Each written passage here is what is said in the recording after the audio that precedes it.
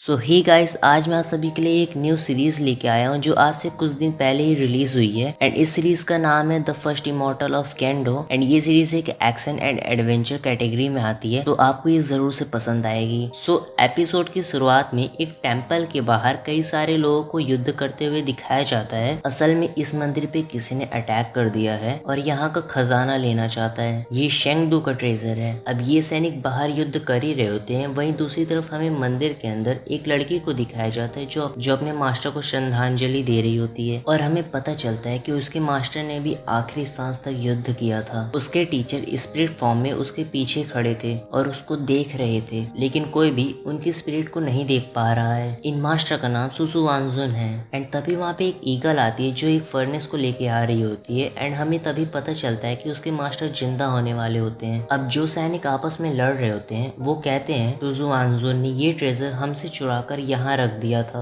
और हम इसे वापस लेकर ही रहेंगे। वो ये कहकर फिर उस ईगल पर अटैक कर देते हैं। अब वो सैनिक इस ईगल पर भी हमला करते हैं क्योंकि इस ईगल ने सुजुआनसुन की हेल्प करके उसके बुद्धा जैसे पवित्र फादर को मौत के घाट उतारा है। अब वो मास्टर याद करता है कि 80,000 साल पहले इस ईगल ने 10 रात और 10 दिन मेरी रक्षा करने के लिए लगातार बिना रुके युद्ध किया था। इस ईगल ने मेरे लिए बहुत बड़ी कुर्बानी दी थी। और वहीं बाहर वो सैनिक उस बात से युद्ध करके उसे पकड़ लेते हैं और कुछ सैनिक अब मंदिर के अंदर भी आ जाते हैं। ये सैनिक इस लड़के का बहुत खास था, लेकिन अब ये भी खजाने की लालच में उसके पीछे पड़ा है। वो लड़की से कहता है कि तुम मास्टर की टैब उठो और मास्टर के खजाने के पिछले 7 दिनों से रखवाली कर रही हो, लेकिन अब तुम चिंता मत करो और इसको हमारे हवाले छोड़ दो। लड़की कहती है कि मास्टर के मरने से पहले हम 9 उत्तराधिकारियों को यहाँ रक्षा करने के लिए छोड़ा गया था। तुम्हारी जगह कहीं और होनी चाहिए, तो तुम यहाँ क्या कर रहे हो। वो तीनों अपनी मीठी चुपड़ी बातों से उसे बहकाने की कोशिश करते हैं कि वो मास्टर के ट्रेजर को इस तरह लूटते हुए नहीं देख सकते, इसलिए वो खुद इसे ले जाने के लिए आया है। वो लड़की इनके इरादों को समझ जाती है और वो भी फिर अपनी ईविल स्माइल देता हुआ कहता है कि तुम जितनी दिखती हो उससे कहीं ज्यादा समझदार हो, लेकिन आज मैं 9 स्वॉर्ड्स को ले जा करके ही रहूंगा। और अब फिर वो आपस में युद्ध करने लगते हैं और लड़की भी अपनी तलवार से उनसे फाइट करती है। एंड यहाँ हमें पता चलता है कि इस लड़की की स्किल्स काफी ज्यादा हाई लेवल की है, इसलिए वो बड़ी आसानी से उनको हरा देती है। और फिर वो लीडर पर हमला करके उसको टेंपल से बाहर फेंक देती है। लीडर के बाहर गिरते ही लीडर के और सैनिक लड़की को मारने के लिए आगे आने लगते हैं और अब लड़की और उन सैनिकों के बीच एक तगड़ी फाइट दिखाई जाती है। फिर वहीं हमको दिखाया जाता है कि लीडर अपना कोई स्पेशल अटैक समन करने लग जाता है और लड़की को जब ये पता चलता है तो वो अपनी तलवार से उसको पहले ही रोक देती है। और अब लड़की आगे आकर 1 to 1 बैटल करने लगती है और उस लीडर पर रहम ना दिखाते हुए उसको मारने लगती है, लेकिन उसके सैनिक कैसे न कैसे करके उसको बचा ही लेते हैं। लड़की अब एक एक करके सैनिकों को भी मारने लगती है और कुछ सैनिक डर के मारे खुद ही सरेंडर कर देते हैं। और हमें यहाँ से पता चलता है कि ये क्वीन टैंक की क्वीन है। फिर लड़की उस टेम्पल के अंदर जाती है और फिर उस ताबूत के पास जाके कहती है, मैंने 7 दिनों तक आपके ताबूत की रक्षा की है और ना जाने कब तक मैं इस तरह से आपकी रक्षा कर पाऊंगी। हमने पहले आपका अंतिम संस्कार नहीं किया था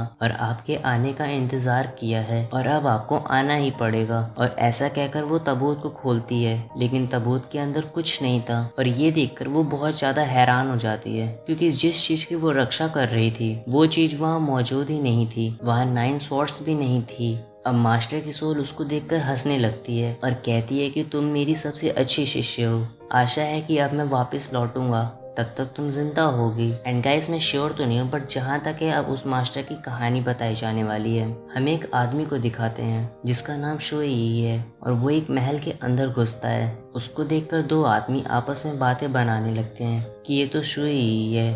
1 साल पहले शुई बहुत बड़ा वॉरियर था और ये बहुत मशहूर था, लेकिन फिर एक एक्सीडेंट की वजह से इसने अपनी पोजीशन से रिजाइन दे दिया। लेकिन अब वो यहाँ मास्टर नहीं रहा। ये वैन फैमिली का दामाद है। वैन फैमिली के वेंडिंग श्यामलाल नाम की लड़की से इसकी शादी होने वाली है और बड़े ही दुर्भाग्य की बात है कि उस जैसी सुंदर लड़की इतने कमजोर आदमी से शादी कर रही है। उनकी तेज तेज बात करने की वजह से सोई ये सब सुन लेता है और उसे बहुत ज्यादा बुरा लगता है और और कहता है कि शायद वो सच ही तो कह रहे हैं, मेरा पास्ट क्या था ये मैटर नहीं करता। अब वो अपने पास्ट को याद करता है कि कैसे वो जब एक दिन अपने घर पर कल्टीवेट कर रहा था, वो इनर मंगोलियो का डिसाइपल बनना चाहता था और इसलिए वो कल्टीवेट करके खुद को स्ट्रॉन्ग कर रहा था। वो पिछले 3 सालों से क्विंग हे स्वॉर्ड हाउस के अंदर प्रैक्टिस कर रहा था और अब उसके पास अपनी माँ के कातिल को ढूंढने की एबिलिटी है। अब वो कल्टीवेट करके अपने कल्टीवेशन के नेक्स्ट स्टेप पर पहुंचने की कोशिश करने लगता है, लेकिन इस बीच कुछ गड़बड़ हो जाती है और दर्द के मारे वो सब रोक देता है। वो खून की उल्टी भी करने लगता है